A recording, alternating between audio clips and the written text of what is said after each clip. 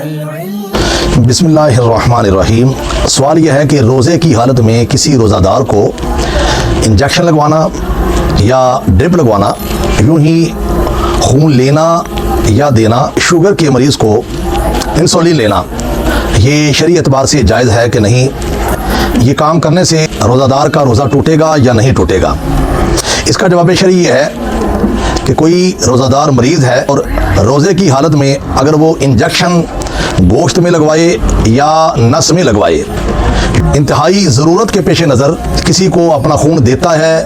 یا کوئی اپنی جان بچانے کے لیے کسی سے خون لیتا ہے، کوئی شوگر کا مریض انسولین اپنے بازو میں یا نس میں لگاتا ہے، ان تمام صورتوں میں روزہ دار کا روزہ نہیں ٹوٹے گا، اس کا روزہ بالکل درست ہی رہے گا۔ یہ بات ذہن نشین رہے کہ روزہ ٹوٹنے کے لیے دو علتیں ہیں۔ نمبر ایک، اگر کوئی شے کھائی یا پی جانے وہ معدے میں چلی جائے یا دماغ میں چلی جائے، اس سے روزہ دار کا روزہ ٹوٹے گا۔ جبکہ روزے کی حالت میں انجیکشن گوشت میں لگے یا نس میں لگے، خون لیا جائے یا دیا جائے، انسولین لگائی جائے، ان تمام صورتوں میں یہ جتنی بھی چیزیں ہیں ادویات کی صورت میں، یہ ڈائریکٹ معدے میں یا دماغ میں نہیں جاتی بلکہ یہ مساموں میں چلی جاتی ہیں، اس کے بعد یہ خون میں شامل ہو جاتی ہیں، بعین ہی یہ اشیاء معدے میں یا دماغ میں نہیں جاتی۔ اگر کوئی شخص یہ کہے کہ جی فلاں مفتی صاحب نے یہ بولا ہے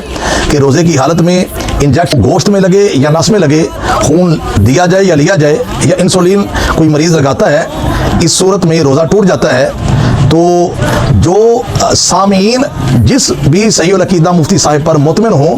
اس اجتہادی مسئلہ میں ان کی رائے پر عمل کر سکتے ہیں۔ ظاہر ہے کہ یہ مسئلہ رسول اللہ صلی اللہ تعالی علیہ وسلم کے دور اقدس کا بعین ہی نہیں ہے کہ حضور کے دور میں اس طرح انجیکشن یا ڈرپس کے ذریعے علاج معالجہ نہیں، خون لینے یا دینے کی صورت نہیں تھی اور انسولین کی بھی صورت نہیں تھی۔ یہ مسئلہ اجتہادی مسائل میں سے کہلاتا ہے، اور اجتہادی مسائل میں علماء حق کی جو رائے ہو،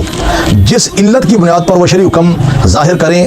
تو جو مسلمان جس صحیح سکہ مفتی صاحب کی رائے پر اعتماد کرتے ہوں تو پھر انہی کے طے ہوئے شرعی مسئلہ پر عمل پیرا ہو سکتے ہیں۔ اور یہ بات بھی ذہن نشین رہے کہ اجتہادی مسائل میں ایسا کرنے کی ہرگز اجازت نہیں ہے کہ کسی وقت ایک مفتی صاحب کے بتائے ہوئے مسئلہ پر عمل کیا جائے اور کسی آنے والے وقت میں کسی دوسرے مفتی صاحب کے مسئلہ پر عمل کیا جائے۔ اگر اس طرح کیا جائے کہ کبھی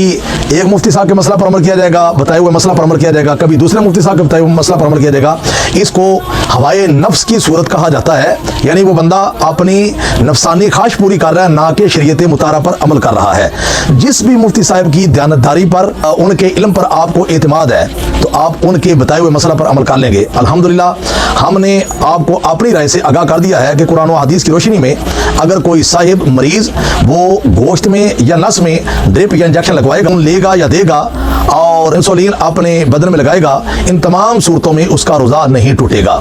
اور مجتہد کو قرآن و حدیث کی روشنی میں اجتہادی مسائل میں غور و فکر کرنے کی، تدبر کرنے کی اجازت ہے۔ رسول پاک علیہ السلام کے حدیث پاک سے ثابت ہے کہ جب کوئی عالم مجتہد کسی پیش آمدہ مسئلہ میں اجتہاد کرتا ہے اور اس کا اجتہاد قرآن و حدیث کی روشنی میں صحیح قرار پاتا ہے تو اس کو دو ثواب ملتے ہیں۔ ایک تو اس کو کسی مسئلہ میں غور و فکر تدبر کرنے کا ثواب، اور دوسرا اس نے مسئلہ صحیح اخذ کیا ہو۔ اور کوئی ایسا عالم مجتہد ہو کہ جو پیش آمدہ مسئلہ میں غور و خوض کرے لیکن اس کا مسئلہ صحیح نہ نکلے، یعنی وہ مسئلہ ایسی صورتحال میں اس مجتہد کو قیامت والے دن ایک ثواب ضرور ملے گا، اس لیے کہ اس نے مسئلہ میں غور و خوض تو کیا۔ اور ظاہر ہے کہ دونوں طرح کے جو مفتی ہوں گے ان کی دیانتداری میں کوئی شک نہیں، اسی وجہ سے رسول پاک علیہ السلام کی بارگاہ سے انہیں ثواب کا مجدہ سنایا گیا ہے۔ لہذا سائلین سے بھی، سامعین کرام سے بھی گزارش ہے کہ اجتہادی مسائل میں مفتیان کرام کے بتائے ہوئے مسئلہ پر جس طرح آپ عمل پیرا ہوں گے تو انشاءاللہ آپ بھی اللہ کی بارگاہ میں ثواب پانے والے ہوں گے۔ اللہ تعالیٰ دین کو سمجھنے کی توفیق